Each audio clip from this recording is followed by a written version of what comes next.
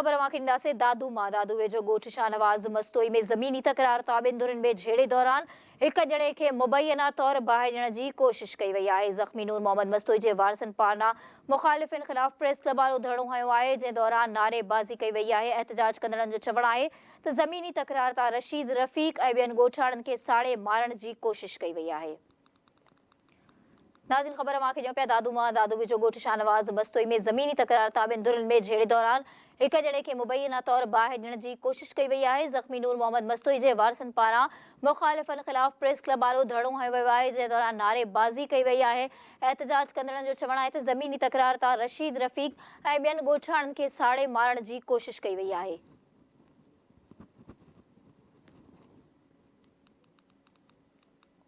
नाज़रीन, ख़बर ॾींदासीं। दादू मां दादू वेझो ॻोठ शाहनवाज़ मस्तोई में ज़मीनी तकरार तां ॿिनि धुरनि में झेड़े दौरान एक ॼणे खे मुबैना तौर बाहि ॾियण जी कोशिश कई वई आहे। ज़ख़्मी नूर मोहम्मद मस्तोई जे वारसनि पारां मुख़ालिफ़नि ख़िलाफ़ प्रेस क्लब वारो धरणो हयो वियो आहे, जंहिं दौरान नारेबाज़ी कई वई आहे। एहतजाज कंदड़नि जो चवणु आहे त ज़मीनी तकरार तां रशीद रफ़ीक ऐं ॿियनि ॻोठाणनि खे साड़े मारण जी कोशिश कई आहे। इन जा वधीक तफ़सील वठंदासीं। लाइन ते मौजूदु आहे धरती न्यूज़ जो रिपोर्टर अशफ़ाक़ मलिक। जी अशफ़ाक़, छा तफ़सील आहे तव्हां वटि?